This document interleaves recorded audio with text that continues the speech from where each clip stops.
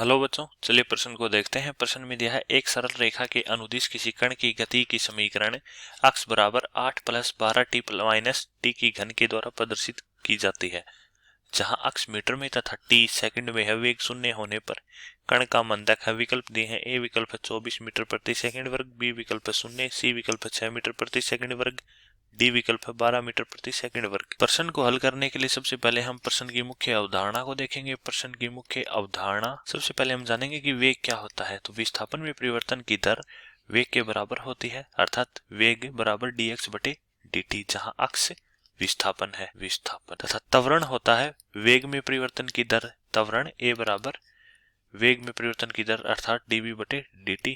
तथा मंदक होता है त्वरण का ऋणात्मक मान, अर्थात त्वरण की विपरीत दिशा में लगाया जाता है, तो मंदक त्वरण का ऋणात्मक मान होता है, अर्थात -a। अब हम प्रश्न का हल देखते हैं। हल प्रश्न में हमें कण की गति का समीकरण अक्ष बराबर 8 प्लस 12 टी माइनस टी का घन दिया है, जहां अक्ष विस्थापन मीटर में है तथा टी समय सेकंड में है। अब यहाँ से हम वेग का मान निकालें तो वेग होता है विस्थापन में परिवर्तन की दर dx बटे dt, तो वेग v बराबर आ जाएगा d बटे dt।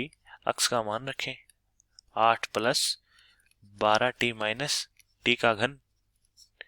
चूंकि हम जानते हैं कि अक्ष की घात n का अक्ष के सापेक्ष अवकलन होता है, n अक्ष की घात n माइनस 1, तो यहाँ से वेग v बराबर आ जाएगा 8 का अवकलन t के सापेक्ष 0 प्लस 12 टी का अवकलन t के सापेक्ष 12 माइनस टी की घात 3 का अवकलन t की घात 2 गुणा 3। तो यहाँ से हम लिख सकते हैं v बराबर 12 माइनस 3 टी का वर्ग। प्रश्न में हमें दिया है वेग शून्य होने पर कण का मंदक कितना होगा।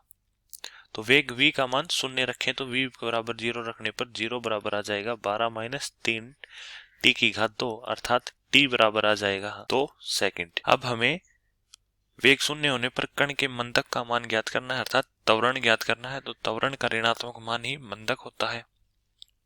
तो जैसा कि हमने मुख्य उदाहरण में देखा कि त्वरण a बराबर होता है वेग में परिवर्तन की दर dv बटे dt, और चूंकि हमने पीछे ज्ञात किया है वेग a बराबर आ जाएगा d बटे dt। वेग का मान रखें तो वेग 12 माइनस 3 t की घात 2, तो यहाँ से 12 का अवकलन t के सापेक्ष 0 माइनस 3 गुणा 2 t, अर्थात त्वरण a बराबर आ जाएगा -6t। वेग शून्य होने की स्थिति में हमने ज्ञात किया है कि समय t बराबर होता है 2 सेकंड, तो समय का मान रखें तो हमारे पास आ जाएगा a बराबर -6 गुणा 2, अर्थात त्वरण या मंदक होगा -12 मीटर प्रति सेकंड का वर्ग। यहाँ ऋणात्मक मान विपरीत दिशा को प्रदर्शित करता है, जो कि क्या है, मंदक है। तो हमारा कौन सा विकल्प सही होगा? हमारा विकल्प डी सही होगा। मैं आशा करता हूँ कि आपको समझ में आया होगा। धन्यवाद।